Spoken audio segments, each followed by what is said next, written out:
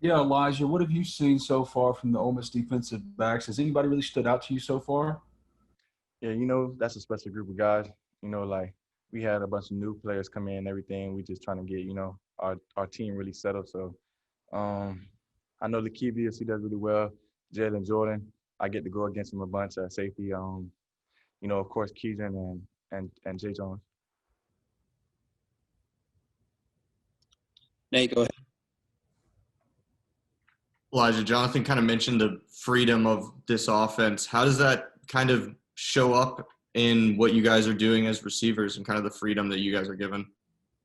Well, I feel like it like allows us, to be the players that we are, especially with Lane Kiffin and Levy, it like allows us to really tap into what we are good at. So I just feel like he just puts us in like the best position to be us.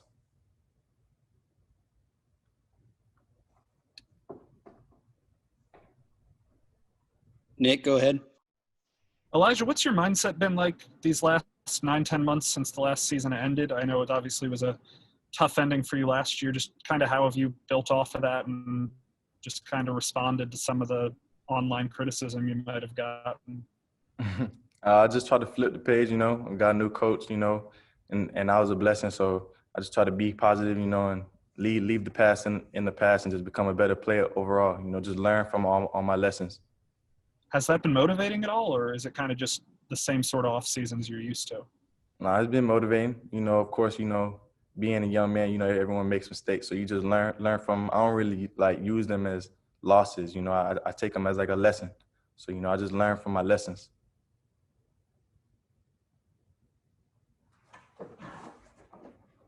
David, go ahead. Elijah, you talk about being a young man, but you're kind of the old man in that wide receivers room right now. Can you talk about that transition of when you first got here to where you are now, where you're kind of assuming the leadership mantle in that room? Yeah, freshman year, I remember coming in. I had them big dogs in front of me. I just learned as much as I can, soak it in. Like basically everything that they had taught me. How to be a better leader. Just play fast. Just small things here and there, and always keep in touch with them and to give me still like advice on being a leader and everything. I'm still learning, but I feel like now being a leader in the room, like you got to put everything on me, and I don't mind taking that role. I just want to be that person, who always does everything right. I feel like a leader doesn't really have to speak, as much. He just has to do it like his job correctly.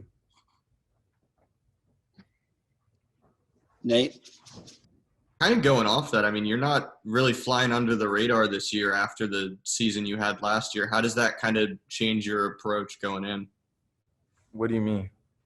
I mean, you go into last year, not a lot of people know Elijah Moore, and you put up some pretty big numbers, especially in compared to everyone else in that receiver room. And now you're kind of just the guy, and everyone knows it going into the season. How does that change things for you?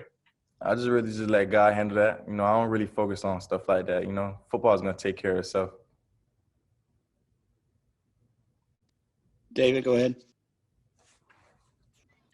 Yeah, Elijah, I asked Jonathan Mingo the same question, and I want to ask you too.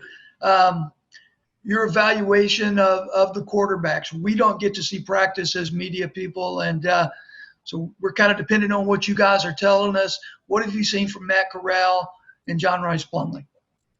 They're both great quarterbacks. They both make good decisions, and both great guys. So, I guess it just comes down to, the small things, So I don't know, only time could tell for real, but it's really hard to, like, decipher them because they're really both great people.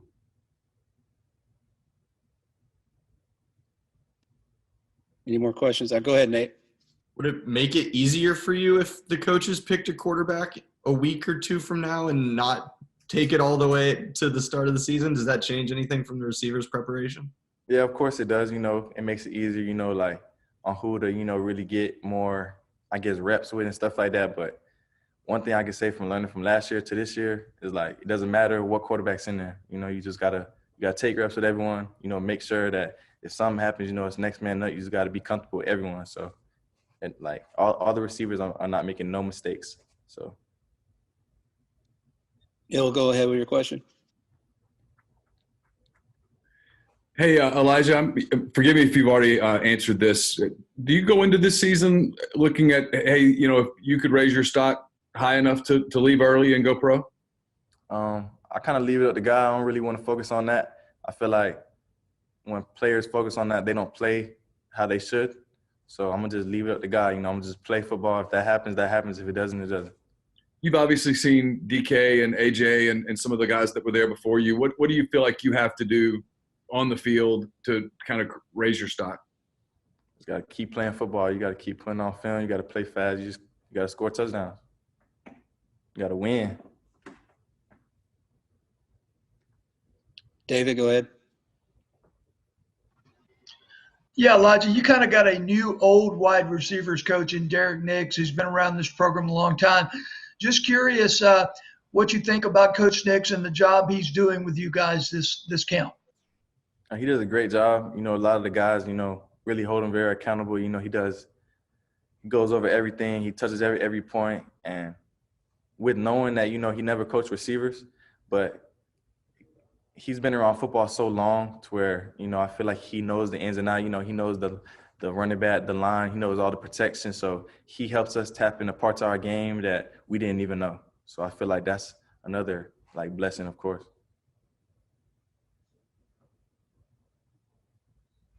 Nick Suss.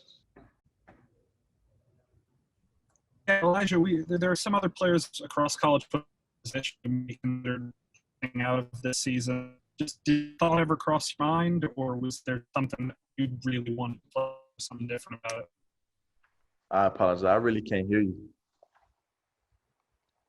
You were cutting in and out, Nick. Yeah, I was asked about opt-outs just in general. Did you ever consider it? No, I haven't.